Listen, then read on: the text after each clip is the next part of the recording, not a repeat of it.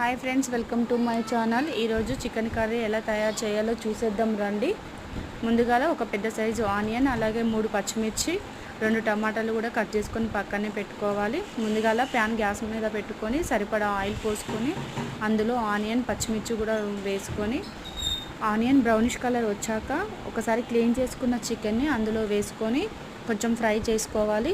Fry అయిన తర్వాత water అనేవి వస్తాయి. ఆ వాటర్ అనేది లేకుండా అయిన తర్వాత కొంచెము అల్లము, అలాగే కొంచెం పసుపు కూడా వేసుకొని అల్లం వాసన పోయేంత వరకు కూడా ఫ్రై చేసుకోవాలి. చేసుకున్న తర్వాత కట్ చేసి పెట్టుకున్న టమాటాను కూడా వేసి ఒకసారి కలిపి మూత పెట్టుకోవాలి.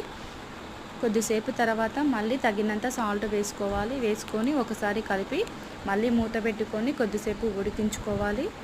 మధ్య మధ్యలో మూత తీసి కలుపుతూ ఉండాలి, ఎందుకంటే అడుగంటకుండా ఒకసారి కలుపుతూ ఉండాలి.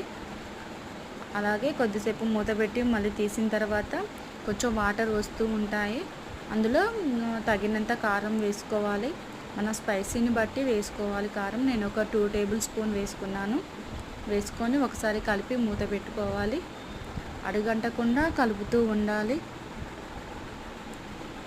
మన ఛానల్ని కొత్తగా చూసేవాళ్ళు ఎవరైనా ఉంటే ప్లీజ్ సబ్స్క్రైబ్ చేసుకోండి. పక్కనే సబ్స్క్రైబ్ బటన్ ఉంటుంది, తప్పకుండా సబ్స్క్రైబ్ చేసుకోండి.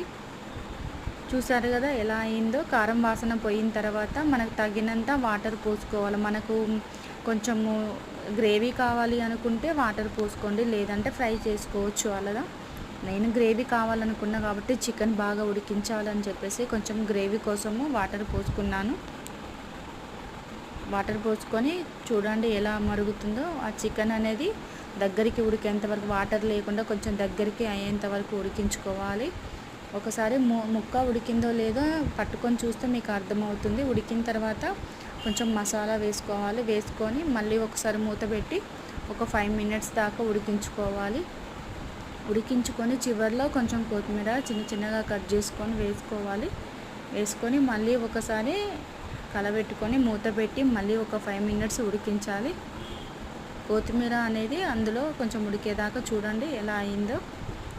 అలా దగ్గరికి వచ్చేంత వరకు ఉడికించుకోవాలి. ఇంకా కొంచెం ఆ వాటర్ కూడా లేకుండా మొత్తం దగ్గరికి ఉడకాలంటే ఇంకా కొద్దిసేపు ఉడికించుకోవచ్చు. నేనైతే సరిపోతుందని చెప్పేసి ఆఫ్ చేసుకున్నాను. చూడండి, ఒక పెద్ద సైజు ఆనియన్ కట్ చేసుకొని కొంచెం లెమన్ కూడా వేసుకొని వేడివేడి అన్నంలోకి తింటే చాలా బాగుంటుంది. మీరు కూడా